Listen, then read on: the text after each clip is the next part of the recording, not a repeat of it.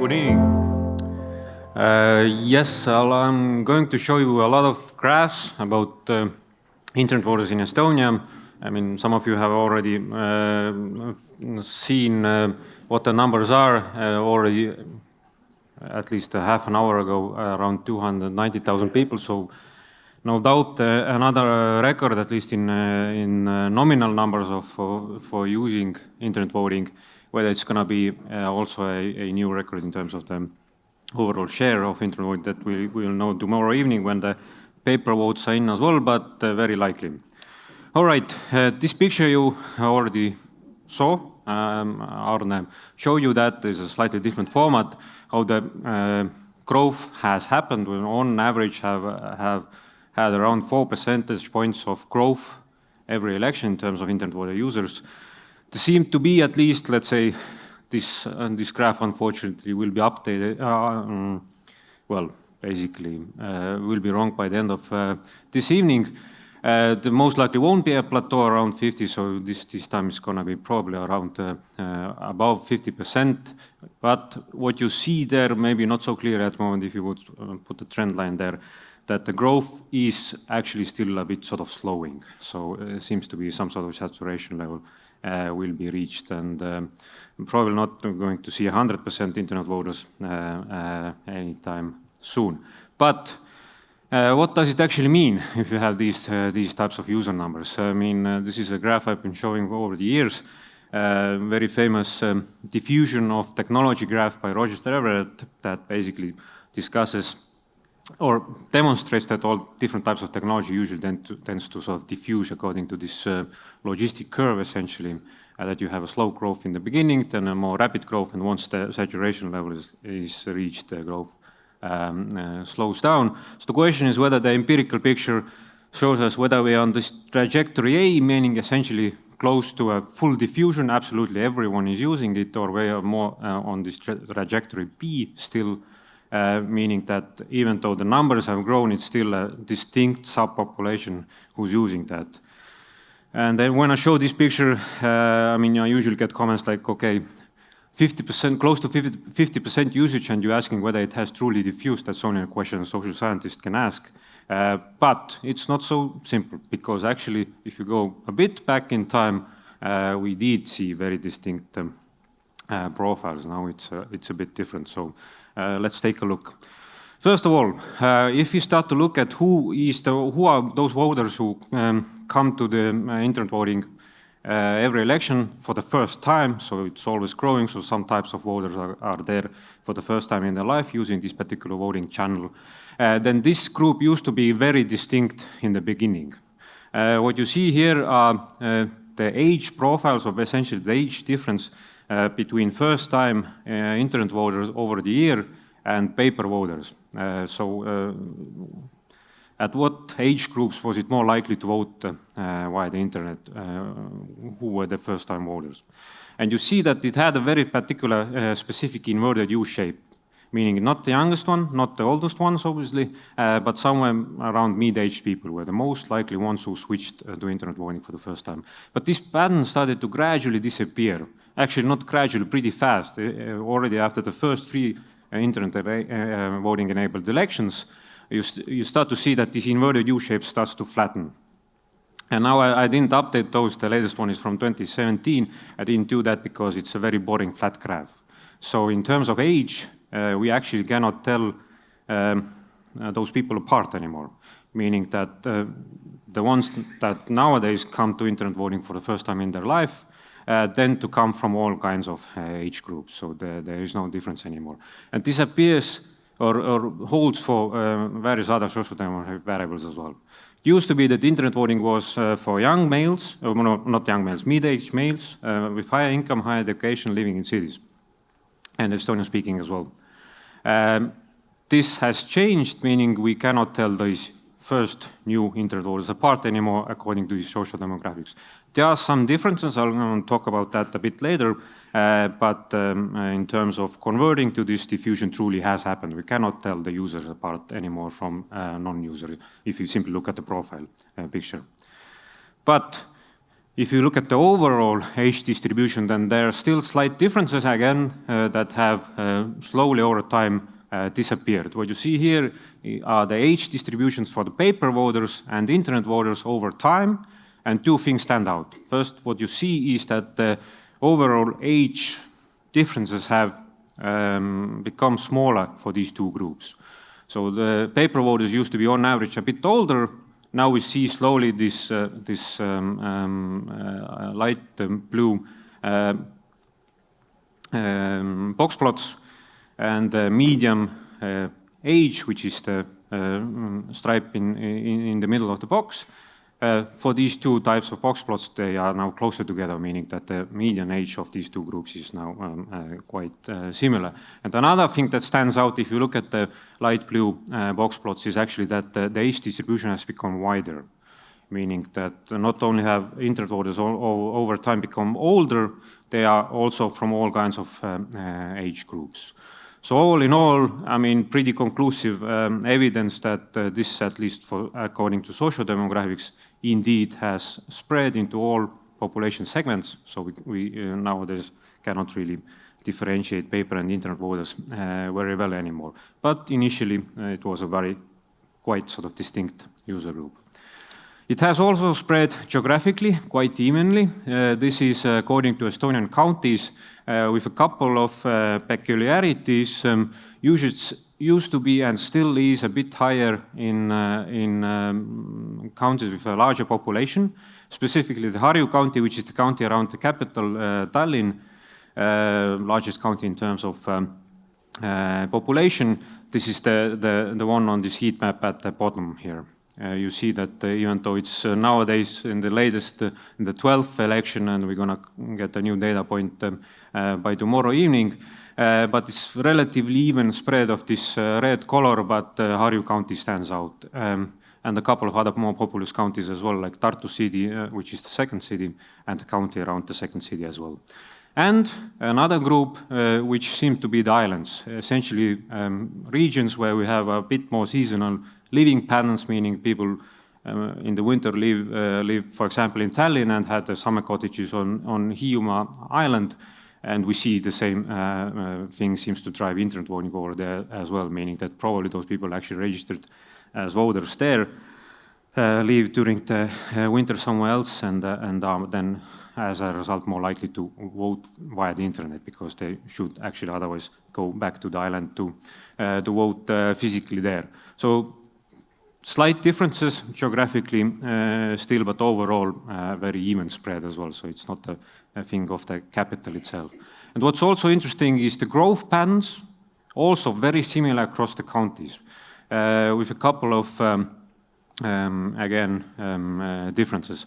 First of all, this magic 50% share has actually been reached again in certain counties already way back, basically. Again, the Harju county, that already was there like 3 elections ago, counting in local and European Parliament elections as well. So more than 50% voted via the internet. The same, for example, holds for the Hiiu Island, again, which used to be a separate county. But not for Ida-Viru, which is northeast of Estonia, heavily industrialized, but also has a very large Russian minority who are still a bit more reluctant to use internet voting. So that stands out here. Okay, the laser doesn't work. Ida-Viru County there on the top row in the middle. And also the capital, actually. Capital is also not the place where we see so big user numbers, or at least the growth hasn't been so steady as in other counties. I suspect, again, partially the reason is because of the large ethnic Russian minority in Tallinn as well, who is not really using it, even though these language differences have gradually disappeared as well, but some still persist. All right, so seems to be quite evenly spreading. So how is the actual usage looking like? A couple of maybe interesting graphs here, how people are then actually using this voting. I understand you have gotten the technical talk, or will get it tomorrow, how it actually looks like, what's the sort of the engine room behind it. What we've been looking at, for example, is how easy it is then for people to vote. And this is actually from anonymized logs of the system, and quite interesting. It's sort of, the median voting speed is around 90 seconds, so it's a super fast way how to cast your vote. And when we initially saw this picture, it was quite puzzling. We see that actually the older you are, the faster you vote. Which you think, I mean, I would have expected it to be the other way around. And the differences are really striking. I mean, if you look at this particular graph here, this is from 2013 local elections, but the patterns have stayed the same across the years. This is for free elections, so you see it's almost exactly the same. Look at, and this is for males and females separately. Females tend to be actually faster voters than males. I don't know why. But every dot there on this graph shows the average voting speed within that age. And what you see, for example, you take a 25-year-old male in 2013, 25-year-old male voted on average within 3 minutes.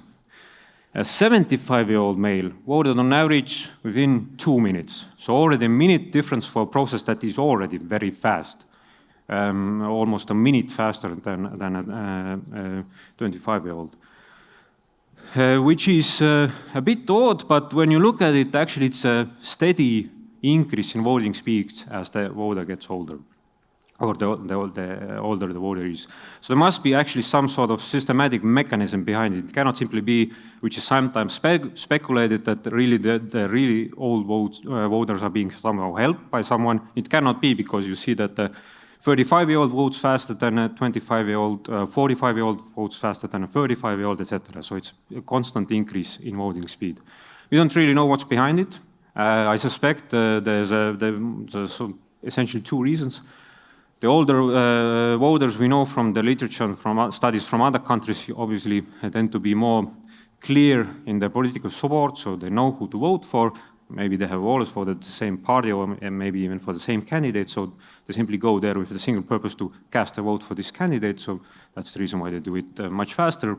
And when you think about your, I don't know, your grandmother, she probably doesn't browse the internet on a daily basis, or when the older voter goes to the internet voting page, most likely they go online for this particular one action only, and as a result, do it faster. They don't hang around, chat with other people, or browse the web. So they go with this single purposeful aim to cast their vote, and that's probably one reason why it's simply much faster. All right, what else?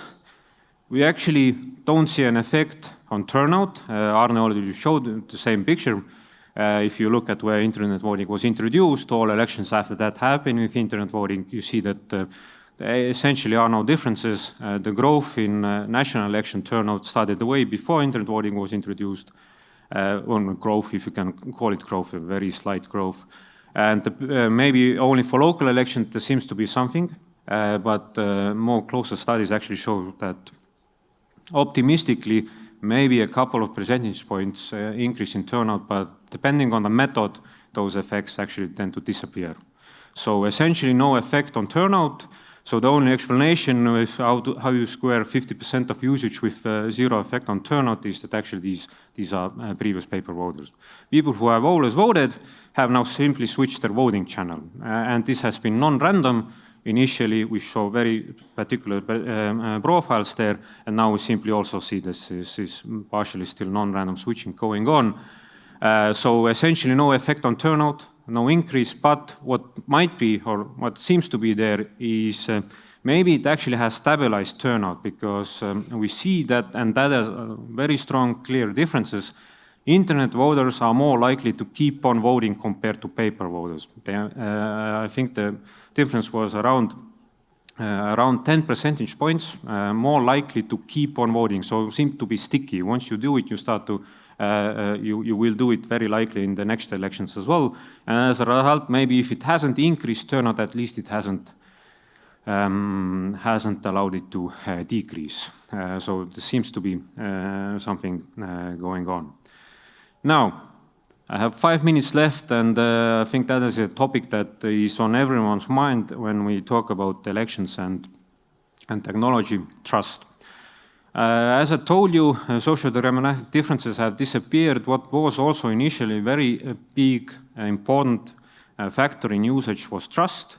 And trust is one thing that hasn't changed at all in terms of being basically nowadays the biggest predictor of why someone is using internet voting or not. It's no longer age, no longer income, no longer who you are in let's say, this social structure. It's whether you trust it or not. You see that, and this all comes from survey data, the trust numbers are actually fairly high, around 70%. They used to be fluctuating a bit because it's still being politically contested as well, but seems to have sort of stabilized a bit. So fairly high, good trust numbers. But if you start to look into this 70% or the structure behind it, then what emerges is actually something like that. Now, when you think about what is trust, I have a definition here as well. I mean, in general, trust can be defined as your willingness to be exposed to the actions of someone else who you cannot either monitor or control. That's essentially an abstract definition of trust. Same holds for technology, same holds for people who organize the election as well. When you think about internet voting, obviously it means that the share who would need to trust actually essentially should be higher because of the technology introduced in the election process. Your average voter cannot really understand that very well, so they need to trust. But what we see here in the Estonian setting, the overall numbers are high, but it seems to be polarized, meaning we have a very large share of groups share of people who trust it a lot, essentially. And we have a fairly large share of group, at least originally, who don't trust it at all. This number has decreased over time, but it's sort of hovers around 10% who basically completely distrust it. And there's hardly anyone in between, which is a very atypical picture. Usually, if you look at these trust distributions, trust in institutions, for example, trust in different types of technologies, trust in the Estonian case, trust in different types of e-state solutions tends to be relatively good, relatively high, but most people are actually somewhere in the middle, not at the extremes. Here it's actually most are at the trusting end, not too many in between, and then people on the other side as well. Which probably isn't a very good, let's say, structure to have, because it might of course mean that actually it's very robust, because the trust is so high. But at the same time, it also means that in order to somehow make it more durable, you would have to address people who are at this complete other extreme end of not distrusting, and I presume they cannot be really reached with any additional technology development like verification applications or introducing additional procedures that would somehow increase that, because the reasons behind that are, I would say, beyond the control of the election administrators, and the reasons are with parties. This is the share or level of trust according to your party preference, and two lines. The green one is for the center party, which used to be the biggest opposition party. The name has been mentioned here a lot already. You see that their voters are actually a low trust group anyway, but this has over time slowly increased. And it specifically started to increase more once the parties changed their stance towards internet voting. They used to be actively calling against it. They advised their voters not to use it. Once they got into government, surprise, surprise, 180-degree change of position. Internet voting was good. They called for their voters to use it as well, and the voters followed. Trust started to go up. Whereas for ECRE, originally, this is the blue line, their supporters were indistinguishable from supporters of any other party when we looked at trust towards the internet voting system and internet voting. And once the rhetoric started to be voiced, voters obviously followed. And you see that trust within their supporters has tanked, essentially. It has come from very high up to 80% who reported that they don't have a problem with it. Now close to 30% who say that they trust, so it's very low. What is the reason behind the rhetoric? Obviously, we would have to ask these party officials themselves, but what we see, I presume, it's a sort of a speculation on my part, it's actually simply one way how to undermine or basically try to demobilize voters for other parties. Because if you look at the party vote share in national elections, this is for on your left, and this is the Reform Party, is the second bunch of columns there. Their support levels have been very stable over time, around 28%. This hasn't really changed since 2007 elections. But if you look at the party e-vote shares, then actually they are the ones who seem to benefit, even though that is the wrong word to use, because what actually has happened, their party supporters have switched to this channel because the overall election outcome for them hasn't changed essentially at all. So it seems to be heavily driven, this polarization, by party rhetoric, because we don't, a very final picture here, we actually don't see differences according to age group within those, according to education levels, for example, within those party support groups. So it's not social demographics that causes it, it's not different types of voters for these, voting for these different types of parties. It's actually the parties who are causing this polarization. And I was told that you get the slides as well, so shameless act of self-promotion. We have published a lot on that, so look at the publications if you're interested in, and if you need them, drop me an email and I can send you the papers as well. But that's it from my side. Thank you.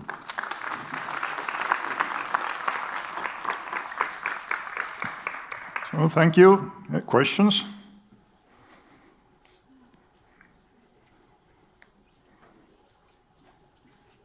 Yes, please. Thank you so much for the presentation. I would like to ask a question of interpretation. Would you see that there is a link between beliefs of those people who do not trust e-voting system and them not being prepared to accept election results? Could there be a link? Yeah, because actually these are people who tend to have overall lower trust as well. I mean, we see it from the data. I mean, I show you only the pictures from on internet voting, but they tend to be overall less trusting. And this is something that tends to undermine their overall attitudes towards other state institutions as well. So there clearly is a link. I mean, I'm not only saying that this only is there for this internet voting part, but they are essentially a bit less trusting towards institutions as well, because especially these EKRE supporters follow this, let's say, anti-establishment opinion setting by their leaders, obviously. So it actually results into lower trust towards the Estonian state across the board and the institutions across the board. Yes, thank you. Any other questions? I can't see very well, but does not seem to be the case. Yeah, thank you. Thank you.